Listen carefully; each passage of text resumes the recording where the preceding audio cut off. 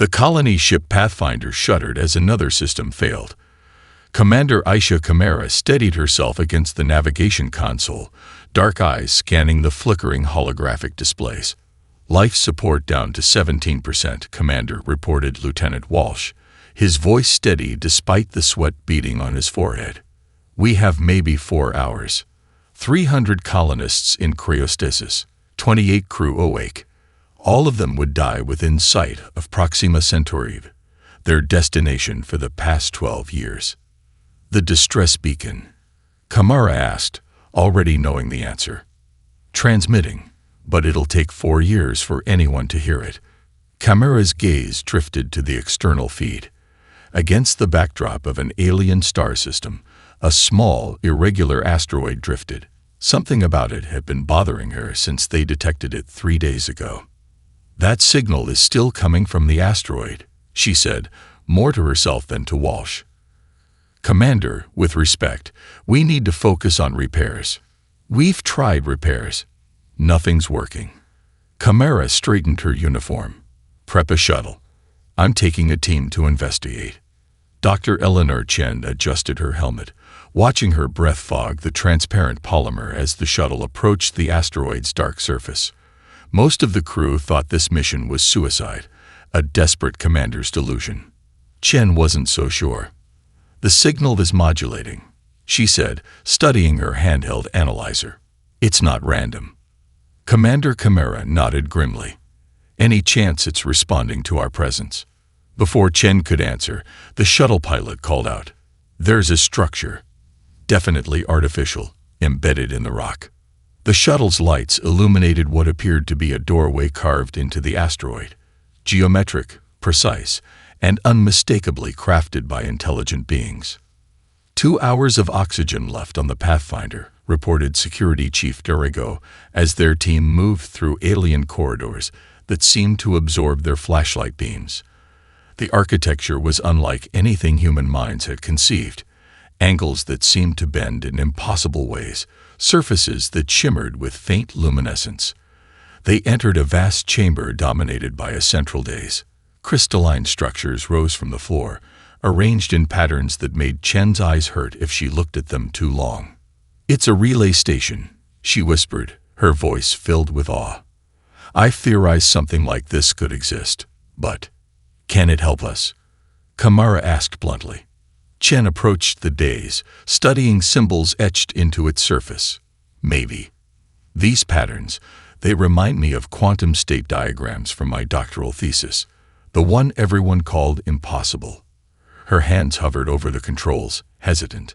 7 years ago, the scientific community had ridiculed her theories on nonlinear spatial mechanics.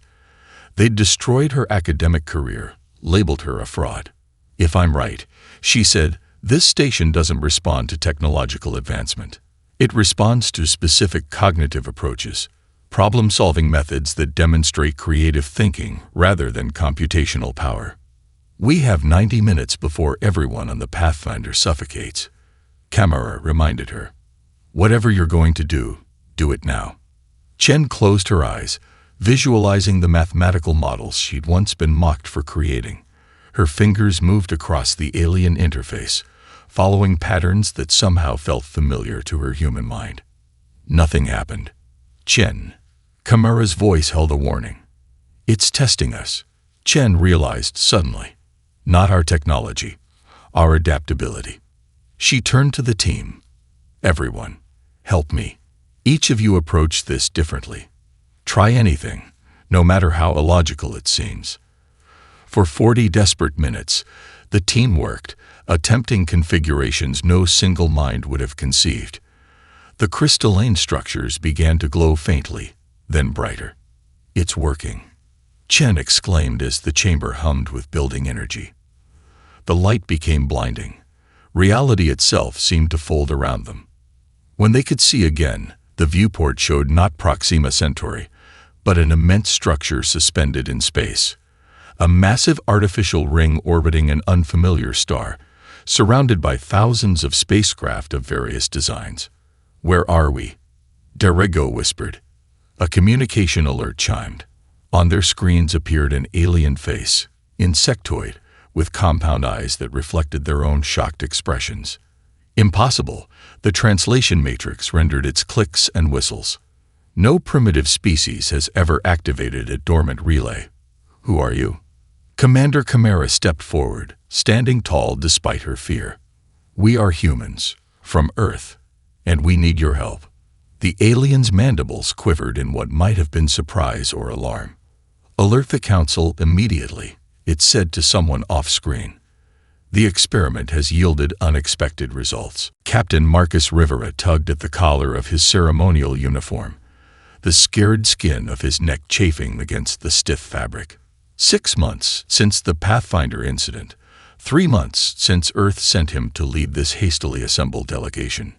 Now he stood before massive crystal doors that separated humans from whatever lay beyond. Remember, he told his team of diplomats and scientists, we're here to secure humanity's place, not to impress anyone. The haunted look in his eyes spoke of lessons learned painfully during Earth's resource wars. The doors parted, revealing a vast chamber suspended in space. Through transparent floors, they could see the neutron star pulsing below, a dramatic backdrop for the political theater about to unfold. 27 species were represented in curved tiers surrounding a central platform. Some were vaguely humanoid, others completely alien. Floating gas sacs, crystalline structures, and things that defied easy description. The human delegation may approach, announced a melodious voice that seemed to come from everywhere. Rivera led his team forward, hiding his limp, a souvenir from a corporate bombing 10 years ago. He could feel the weight of alien gazes, the silent calculations being made about humanity's worth. We thank the Galactic Council for this audience, he began, the practiced words feeling hollow as they echoed through the chamber. A cluster of translucent, insect-like beings vibrated with agitation. The Tor collective objects to these proceedings came the translated voice. Humans activated precursor technology through luck, not achievement. Their inclusion threatens established order. Rivera had been briefed about the Tor, a hive-minded species known for their xenophobia. What he wasn't prepared for was the sudden pressure against his consciousness, a telepathic probe forcing its way into his thoughts. Combat instincts took over. Mental defenses slammed into place. Techniques developed during the wars when psionic corporate agents targeted military officers. The Tor representative physically recoiled. The humans are shielded. It clicked in alarm. They possessed defensive capabilities. The chamber erupted in chaos. Rivera's security chief moved to protect him, but he waved her back. Enough. A massive, armor-plated being rose from the highest tier. I am Supreme Commander Volk of the Vorn Imperium. Captain Rivera, your species has demonstrated hostile intent by deploying mental shields without declaration. Rivera spotted the trap immediately. The Vorn wanted provocation, an excuse to designate humans as threats. Supreme Commander, he replied, keeping his voice steady. On Earth, telepathic contact without consent is considered assault. My reaction was defensive, not hostile. An interesting claim. Volk rumbled, mandibles clicking in what Rivera's cultural advisor whispered was amusement. Perhaps the human would demonstrate their peaceful intentions through Kravak, the ritual of mental judgment. Gasps rippled through the chamber. Rivera's advisor whispered urgently, Captain, Kravak is a Vorn dominance ritual. Decline immediately. But Rivera saw the calculation in Volk's 4 eyes. Decline, and humans would be labeled cowards. Accept, and he'd likely suffer brain damage from the psychic duel. I accept, Rivera said, ignoring his team's protests, but propose a modification. Instead of direct mental combat, let us engage in Earth's oldest ritual of judgment, strategic challenge. He gestured, and a small drone projected a holographic chessboard between them. A primitive game of pattern recognition. Volk scoffed. A game of foresight, adaptation, and sacrifice, Rivera corrected. Qualities I believe the Vorn value. The chamber fell silent as Volk considered. To refuse would show fear of human methods. Agreed, the Vorn commander finally rumbled. 3 hours later, Rivera sacrificed his queen in a move that left Valk's defenses shattered. The council chamber remained deathly quiet as the Vorn commander stared at the board in disbelief. "The human delegation is granted probationary status," announced the council speaker, unable to hide their surprise. Victory felt hollow as Rivera learned the terms. Humanity would be assigned to Sector 419, nicknamed the Graveyard, a radiation-blasted wasteland, deemed worthless by council standards. As the delegation departed, Rivera received an encrypted message on his personal device. It was from Dr. Chen, who had stayed behind after the Pathfinder incident. Council archives accessed. It read, "Evidence of systematic suppression found. They're sabotaging emerging civilizations. My contact was just murdered. I'm going dark. Trust no one." Rivera deleted the message immediately, his expression revealing nothing as the Vorn representative arrived to escort them to their new sector. Governor Amara Okafor stood at the edge of the crystalline observation deck, gazing out at what many now called the crown jewel of human space. 5 years ago, Novaterra had been a radiation-soaked wasteland. Now its bioluminescent cave systems housed over 20,000 colonists. "The hydroponics lab reports another 10% yield increase," said her assistant, scrolling through data on a holographic display. "The modified algae is exceeding expectations." Okafor nodded, her close-cropped silver hair catching the blue glow from the crystal formations outside. On Earth, her radical geoengineering proposals had been deemed too dangerous, too untested. Here in the graveyard, those same techniques had transformed dead worlds into habitable frontiers. "And the storm warning?" she asked. 4 days until it hits. Emergency protocols air." An alarm cut through their conversation. "Governor," called a voice over the comm system, "we've got unauthorized arrivals at Docking Bay 7. Commander Faxel of the Vorn Intelligence Directorate adjusted his holographic disguise, the projection of a refugee trader hiding his armored exoskeleton. His mission: infiltrate human society and assess the true threat level of these unpredictable beings. He hadn't expected to be greeted personally by the colony's governor. "Welcome to Novaterra," said Okafor, extending her hand in what his briefing identified as a ritualistic greeting. "You must be the passengers from the Wandering Star." Faxel tensed. His cover vessel was registered as the Trade Seeker. He'd been discovered already. "We know you're not traders," Okafor continued calmly.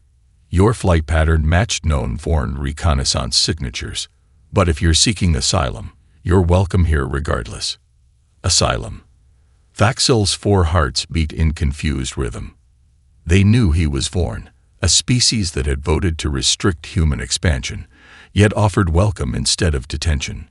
"I don't understand," he admitted, his holographic disguise flickering off. Okafor smiled. "Everyone deserves a second chance. That's the foundation of Novaterra." 2 weeks later, Faxel stood in the colony's central hub, watching with fascination as humans transformed their homes into interconnected survival shelters. The predicted solar storm would hit in 6 hours, threatening to overwhelm the colony's shields. "You're not evacuating to the bunkers?" he asked a human engineer who was modifying a residential structure. "Bunkers are our last resort," she replied, not pausing in her work. "We're converting our homes into a distributed shield network. Every building becomes part of the solution." Faxel had studied 16 different species across his military career, but none adapted with the spontaneous coordination he was witnessing. There was no central command structure forcing compliance, yet everyone worked with unified purpose. His encrypted report to Vorn High Command that night was flagged for immediate attention. "Humans do not follow strategic doctrine as we understand it. Their adaptability is inherent and spontaneous, making them unpredictable in ways our military models cannot account for." 3 levels below the colony, in a secure communications room, Okafor received a disturbing transmission. On the screen, a human with a partially masked face appeared. The architect, a fugitive known for liberating restricted technology and helping marginalized alien workers. "Governor, we have a problem," the figure said. Dr. Chen was almost assassinated on Galactic Hub Station. Rivera saved her, but he's been stripped of diplomatic status. Okafor's expression hardened. "Where are they now?" "Anne wrote to you, but they're being tracked." The evidence Chen found in the council archives. "It's worse than we thought. They've been deliberately stunting technological growth across the galaxy for millennia." An emergency alert interrupted them. On a separate screen, a notification appeared. Novaterra's revolutionary agricultural techniques had spread to neighboring systems. 3 non-human worlds were requesting immediate trade agreements, bypassing council regulations. "It's starting," Okafor murmured. "The council can't keep systems isolated if they start trading directly." The architect nodded. "That's what they're afraid of. Novaterra isn't just a colony. It's becoming a symbol. And symbols," Okafor said grimly, "are dangerous to those in power." Outside her window, the first radiation waves from the solar storm brushed against Novaterra's newly configured shields, a test for both the colony's technology and humanity's place in a galaxy that hadn't decided whether to welcome or extinguish them. Crossroads hung in the void between Vorn and Council territories, a massive converted asteroid bristling with communications arrays and docking ports. Inside its cavernous main hall, Dr. Eleanor Chen stood before a crowd of diverse alien species, her hand steady as she dismantled a piece of proprietary council technology. "This isn't innovation," she announced, her voice amplified throughout the station. "It's sabotage. This quantum relay has been deliberately hobbled with fail-safes and restrictions." The audience murmured as she projected a holographic diagram comparing the device's actual capabilities to its council-approved configuration. The difference was staggering. "For centuries, you've been told these limitations are necessary for safety," Chen continued. "That's a lie meant to maintain dependency on council authority." At the back of the hall, disgraced diplomat Marcus Rivera watched nervously. Establishing Crossroads as a neutral knowledge exchange had been a desperate gamble after their flight from council space. Now it had become something far more dangerous, a direct challenge to galactic power structures. Deep in Crossroads archives, Zhen Wei Li traced patterns in what others had dismissed as merely decorative artwork on an ancient precursor artifact. His perfect recall, once labeled a cognitive irregularity by Earth's Academy, allowed him to see connections others missed. "The spacing isn't random," he muttered to himself. "It's a star map." Lai overlaid the pattern with current astronomical data, and his breath caught. The ancient map highlighted several systems in what was now human territory, systems the council had deemed worthless. "Dr. Chen," he called urgently over the comm. "You need to see this immediately." "You're certain?" Chen asked, studying Lai's findings in their secure lab. Lai nodded emphatically. "These planets the Council classified as radiation hazards are deliberately seeded with rare elements crucial for quantum computing, elements the Council claims are nearly extinct." Rivera frowned. "Why would they hide resources in territory they later gave to us?" "Because they never expected the relay to activate for a primitive species," Chen replied. "These systems were designated as waste dumps thousands of years ago, long before humanity reached the stars." The lab door slid open as Maya Santos, Crossroads security chief, entered. Her enhanced reflexes, legacy of corporate genetic modifications, had her hand on her weapon before she recognized her colleagues. "We have a situation," she reported grimly. 3 different alien agents found dead in lower quadrant. Each was carrying council diplomatic credentials, but operating undercover. Rivera cursed softly. Council factions fighting among themselves. "That's not all," Santos continued. "Long-range scans picked up unusual activity in Vorn military shipyards. They're building something big and trying to hide it." Chen's communicator chimed with an incoming transmission. Heavily encrypted, source masked. The face that appeared was partially obscured, but recognizable as the architect. The Vorn are constructing a strike fleet. Target: human space, specifically your new mining operations. Timeline: 3 weeks. Rivera straightened, military training reasserting itself. How did you get this information? A hint of a smile crossed the architect's face. Let's just say I have access to places others don't. The figure held up a data crystal. These are the complete schematics of their new quantum drive system and weapons configurations. Why would you give us this? Chen asked suspiciously. Because contrary to what you might believe, not all Vorn support the Imperium's expansionist agenda. The architect paused. I need extraction. My cover is compromised. Rivera and Chen exchanged glances. Helping the architect meant revealing Crossroads' illegal intelligence operations. Not helping meant losing their best source within Vorn space. We need to warn Earth, Rivera said. Chen shook her head. If we do, they'll shut us down and the Council will know exactly what we've discovered. What about a covered operation? Santos suggested. Small team, deniable assets. We infiltrate the shipyards, sabotage the fleet before it launches. On the screen, the architect nodded. I can provide access codes, but you'll need someone who understands Vorn systems. A suicide mission, Rivera said quietly. Maybe, Santos agreed. But what choice do we have? Outside the secure lab, Crossroads continued its daily operations, scientists sharing forbidden knowledge, refugees finding sanctuary, spies watching spies, all balanced on the edge of a knife that was about to drop. The execution was broadcast across all Vorn territories. Marcus Rivera, former human diplomat, stood on a platform in the central square of the Vorn capital, surrounded by armed guards. His infiltration mission had gone catastrophically wrong. Captured, tortured, and now condemned as a spy. Commander Thaxel watched from the audience, his armor polished for the occasion, feeling strangely conflicted about the human's fate. Marcus Rivera, announced the Vorn executor, you are sentenced to. The broadcast suddenly split to show emergency feeds from military installations across Vorn space. Soldiers collapsed in agony, their exoskeletons dissolving. Panic erupted as reports flooded in of a mysterious pathogen spreading through military bases. The executor's mandibles clicked in fury.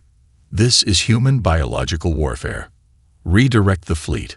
All human settlements will be purged. On Crossroads, Dr. Sophia Morales hunched over a molecular scanner, dark circles under her eyes from days without sleep. The virus samples from affected Vorn territories displayed patterns that nagged at her memory. These aren't attack vectors, she murmured. They're repair protocols gone wrong. Her mind flashed back to Earth's great pandemic, the cascading failures she'd been unable to stop, the millions dead because she hadn't seen the pattern quickly enough. She wouldn't fail again. Morels magnified the sample's molecular structure. These are precursor medical nanites, designed to heal, not harm. Chen looked up from her console. Explain. The nanites were programmed with a specific genetic template for healthy organisms, Morales continued, excitement building. When activated by radiation from the Vorn fleet's new quantum drives, they attempted to heal Vorn biology to match that template. Why aren't humans affected? Santos asked, her hand unconsciously touching the weapon at her hip. Morales displayed comparative scans. Earth's background radiation forced our immune systems to develop unique adaptations the precursors somehow predicted in their technology design. An emergency communication interrupted them. Governor Okafor's face appeared on screen, her expression grave. The Vorn Supreme Command has redirected their fleet, she reported. They're no longer targeting our mining operations. They're planning complete extermination of all human settlements. First projected strike. Nova Terra, 8 days from now. Chen's face drained of color. 20,000 civilians. I'm opening our borders to infected Vorn civilians seeking treatment, Okafor continued. The Council is claiming this proves humans are too dangerous to exist in civilized space. Governor, that's insane, Rivera's brother Mateo, recently revealed as the architect, protested. You're bringing the pathogen directly into human space. I will not let fear dictate our humanity, Okafor replied firmly. Dr. Morales, can you develop a cure? Morales nodded slowly. Theoretically, yes. But we need materials found only in Vorn space to neutralize the nanites without killing the host. Silence fell as the implications sank in. I'll go, Mateo said finally. I still have contacts in the Vorn Imperium. I can reach their high command, deliver both the cure and evidence that the Council triggered this plague. It's suicide, Chen whispered. Mateo's face hardened. My brother is scheduled for execution in 3 days. The fleet launches in 5. What other options do we have? On Novaterra, refugee ships began arriving, carrying Vorn civilians with early-stage infection. Colonial security struggled to process them while human settlers argued bitterly over Okafor's decision. They would exterminate us without hesitation, shouted a protest leader. Why should we risk ourselves for them? Nearby, a human doctor carefully treated a Vorn child whose exoskeleton was beginning to deteriorate, her parents watching with 4 eyes full of fear and gratitude. Because that's what makes us human, replied a medical volunteer, adjusting an IV drip for another patient. In orbit, defense platforms were hastily reconfigured as engineers worked around the clock, preparing for an overwhelming force they had little hope of repelling. 6 days remained until the Vorn fleet would arrive. 6 days to find a cure, evacuate civilians, or prepare for humanity's last stand at the edge of the stars. The Charybdis Rift is a death trap. The pilot muttered as the research vessel Prometheus approached the shimmering distortion in space. No one goes in there for a reason. Dr. Morales ignored him, studying the quantum fluctuations on her display. The mineral they needed to synthesize the cure existed nowhere else in accessible space. They had 4 days before the Vorn fleet reached Novaterra. There, she pointed to a small planetoid suspended in the whirling energies of the rift. That's our target. Lai stood beside her, his eyes tracking patterns in the quantum storm that others couldn't see. The temporal anomalies are following a sequence. If we time our approach precisely. The ship lurched forward, riding the currents of distorted space-time through the rift. Impossible, whispered the mining team's leader as they cut through the planetoid's crust. These readings, this entire structure, is artificial. Before them stretched a vast installation, perfectly preserved in a bubble of slowed time. Crystalline architecture pulsed with dormant energy, untouched for millennia. Lai approached a control panel, mesmerized by symbols that seemed to shift and change as he looked at them. His hand brushed against a sharp edge, drawing blood. A single drop fell onto the panel. The facility blazed to life. Genetic recognition sequence initiated, announced a melodic voice as light poured from every surface. Human precursor lineage confirmed. Awakening protocol activated. The team watched in awe as a holographic figure materialized, tall, vaguely humanoid, composed of intricate patterns of light. I am the interface, it said in perfect Earth standard. The last consciousness archive of those you call precursors. Morales stepped forward. We need your help. A precursor medical system has malfunctioned, causing a pandemic. The interface's light patterns shifted. This was anticipated. The nanites were designed to remain dormant until specific developmental stages were reached. It paused, studying them. You have advanced more quickly than expected. Can you help us create a cure? Morales pressed. Yes, the interface replied. But there is more you must understand. This facility exists to initiate the awakening, the next stage of your evolution. Lai felt a strange tingling across his skin. Our evolution. You are not merely encountering precursor technology, the interface explained. You are fulfilling precursor legacy. Earth was not colonized by chance. Humans are genetic descendants of precursor researchers who remained behind when our civilization transcended physical form. The ground beneath them trembled as deeper systems activated. "The process has begun," the interface announced. "Your neural pathways are being prepared to access dormant genetic potential." A crew member screamed, collapsing as veins of light spread beneath her skin. Others fell to their knees, faces contorted in agony. "Stop it," Morales demanded. "You're killing them." "Evolution requires transformation," the interface replied impassively. "Some vessels will not survive the process." Lai felt his mind expanding, connections forming between thoughts that had never existed before. The pain was excruciating, but through it came understanding, flashes of knowledge buried in his DNA, waiting for this moment. "The cure," he gasped through the pain. "I can see it now." On the Vorn homeworld, Matteo stood before the Emperor himself, surrounded by guards with weapons trained on him. The execution of his brother had been delayed by the spreading pandemic. "You claim to have a cure," the Emperor said, his voice distorted by breathing apparatus. The pathogen had reached the Imperial Palace, and proof that the Council engineered this crisis, Matteo replied, placing a data crystal on the floor. "They activated the nanites remotely when they detected your fleet building. Humans are merely scapegoats." The Emperor's 4 eyes narrowed. "Why would humans help us after what we've done?" "Because we understand what it means to face extinction," Matteo answered.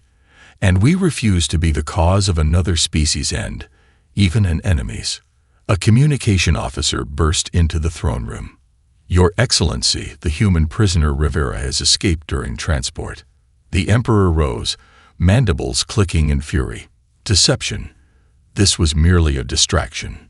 "No," Matteo protested as guards seized him. "This isn't."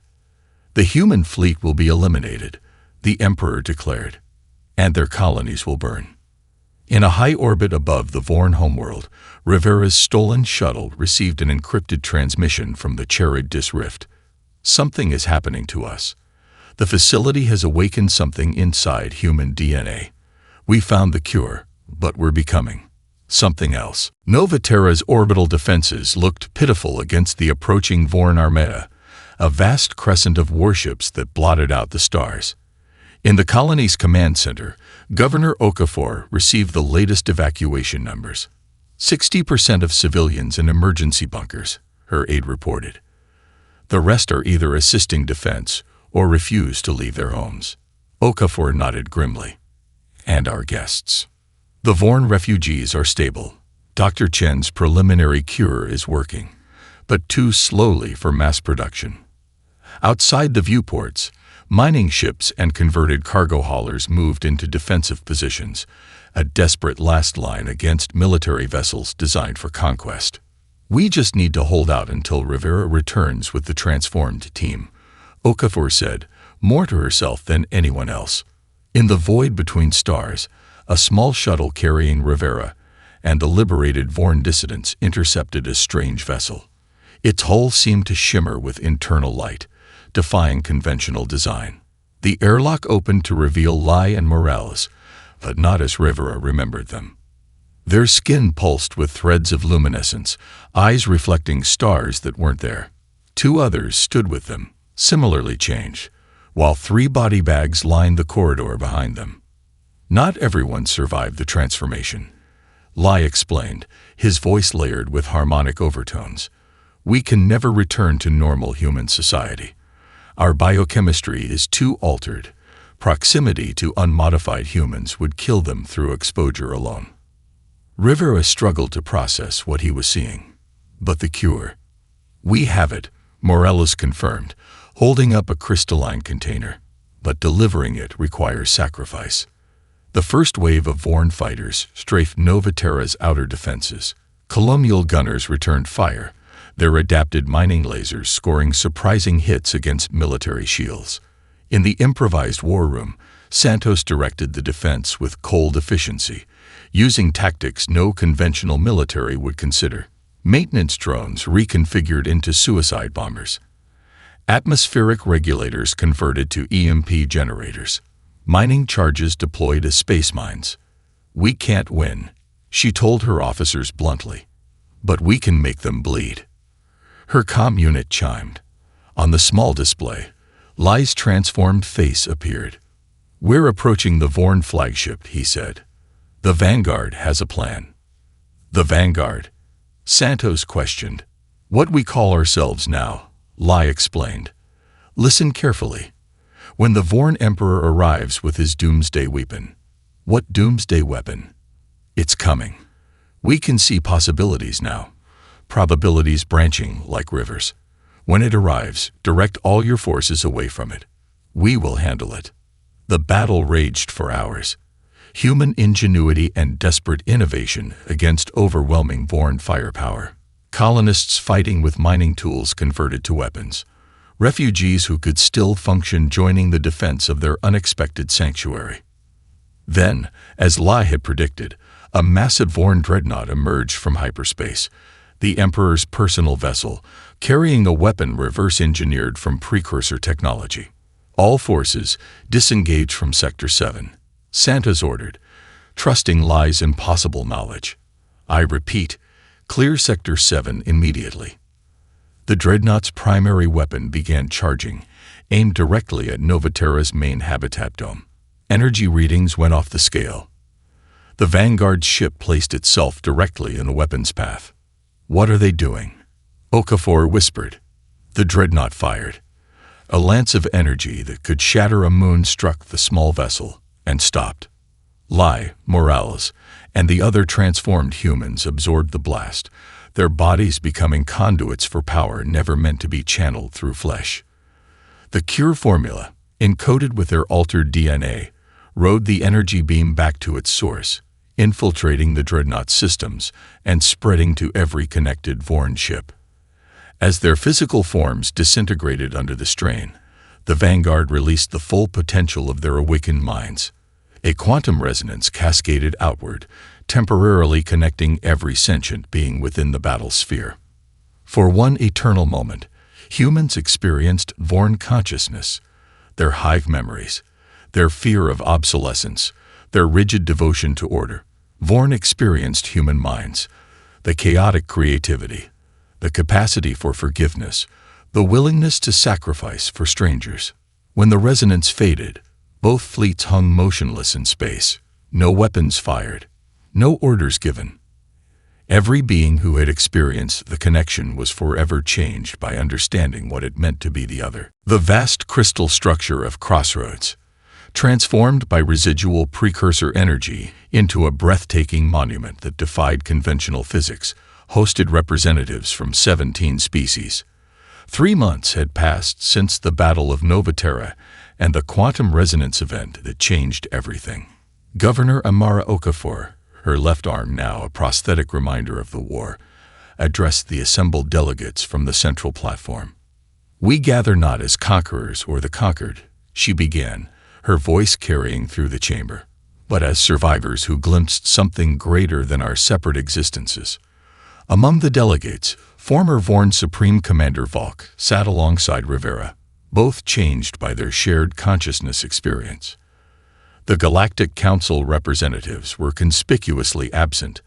Their authority collapsed when evidence of their millennia-long manipulation became public. "The concordance we established today," Okafor continued, "rejects hierarchy in favor of knowledge sharing. No technology withheld, no species subordinate to another. In orbit above them, the quantum anomalies from the Vanguard sacrifice continued to spread, creating navigable thought corridors through space, pathways that responded to creative problem-solving rather than brute technological force. "You're actually going?" Chen asked as she watched Rivera prepare the expedition ship. "After everything." Rivera checked the navigation systems, his movements efficient despite the scars that marked his body. "Someone has to map these corridors. Might as well be us." Us included his brother Mateo, the architect, now serving as cultural liaison between humans and reformed Vorn factions. Their shared ordeal had transformed long-estranged brothers into partners in exploration. The precursor records suggest their transcendence wasn't an end, Mateo explained. "It was a beginning, a path we might follow someday." Chen nodded, handing Rivera the data crystal. Everything we recovered from the facility. There's something troubling in there. Evidence that the precursors accelerated their evolution because of an external threat. Something from beyond the galaxy's edge. Rivera took the crystal, his expression somber. All the more reason to understand what's out there. In a sealed chamber deep beneath Novaterra, Archivist Lai existed in isolation, his transformed physiology too dangerous for normal human contact. Screens surrounded him, connecting him to the outside world while specialized drones attended to his physical needs. His consciousness expanded daily, perceiving patterns across space and time that no unmodified mind could comprehend. Through quantum entanglement, he remained in limited contact with Morales and the other surviving Vanguard members scattered across human space, each serving as nodes in a growing network of enhanced perception. Leigh's fingers danced across interfaces as he prepared a quantum message for Rivera's expedition. They're returning. The experiment wasn't ours alone. On Novaterra's main plaza, a child born during the quantum resonance sang to herself while constructing an impossible geometric pattern in the sandbox. Her mother watched with a mixture of pride and concern as the pattern began to glow faintly, responding to the child's thoughts. Nearby, a young Vorn, carapace still soft from recent molting, worked alongside human children to tend the memorial garden planted for those lost in the conflict. Where their species had once been separated by biology and suspicion, the shared consciousness experience had created bridges of understanding that transcended both. Governor Okafor, watching from her office window, received the alert from deep space sensors. Anomalous signals detected beyond the galaxy's edge, exactly as the precursor records had warned. The newly formed concordance faced its first major test, whether to investigate or fortify against the unknown. The debate raged through quantum communication channels, with arguments for caution balanced against curiosity. In the end, they chose both paths, defense and exploration, preparation and outreach. Rivera stood on the bridge of the expedition vessel as it accelerated toward the thought corridor that would take them to the galactic rim.